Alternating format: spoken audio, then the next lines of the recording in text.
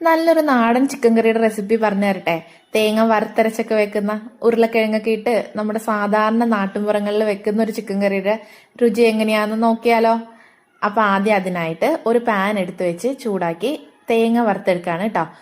ഇനി തേങ്ങയിലേക്ക് ഇതാ ചെറിയുള്ളിയും കുരുമുളകും പെരിഞ്ചീരകവും കൂടി ചേർത്ത് ഒന്നുകൂടി ഒന്ന് മൂപ്പിച്ചെടുക്കാം. നന്നായിട്ട് ബ്രൗൺ കളർ ആകുമ്പോൾ പൊടികൾ ചേർക്കണം.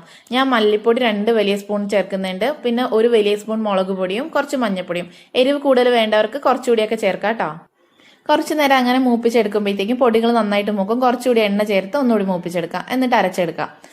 ഇനി കറിക്ക് ആവശ്യമുള്ള സവാളയും ഉരുളക്കിഴങ്ങും തക്കാളിയും പച്ചമുളകും വേപ്പിലയും ഇഞ്ചിയും വെളുത്തുള്ളി എടുത്ത് വെക്കാം. ഇനി ചട്ടി ചൂടായി എണ്ണ ചൂടായി കഴിയുമ്പോഴത്തേക്കും കടുകിട്ട് പൊട്ടിച്ച് വേപ്പില ഇട്ടിട്ട് സവാള അരിഞ്ഞതും ചേർത്ത് നന്നായിട്ട് വഴറ്റി കൊടുക്കുക.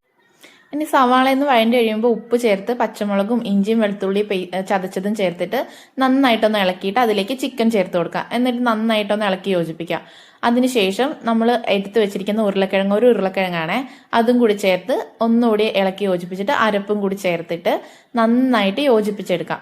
എന്നിട്ട് ആവശ്യത്തിന് വെള്ളം കൂടി ചേർത്തിട്ട് ഒന്ന് മൂടി വെച്ച് തിളപ്പിച്ച് നന്നായിട്ട് വേവിച്ചെടുക്കാം കേട്ടോ. പിന്നെ തിളച്ച് കഴിയുമ്പോഴത്തേക്ക് അതിലേക്ക് ഒരു തക്കാളിയും കൂടി ചേർക്കണം. എന്നിട്ട് മൂടി വെച്ചിട്ട് കുറേ നേരം ഇങ്ങനെ വേവിച്ച് വെള്ളം വറ്റിച്ചെടുക്കുമ്പോഴത്തേക്കും എണ്ണയൊക്കെ തെളിഞ്ഞ് നല്ല ടേസ്റ്റി ആയിട്ട് നല്ല സൂപ്പറായിട്ട് കറി റെഡിയാകും. എന്ന് തിളച്ചൊക്കെ വരുമ്പോഴത്തേക്ക് ഇതിലേക്ക് ഞാൻ ഗരം മസാലയും കൂടി ചേർക്കുന്നുണ്ട്.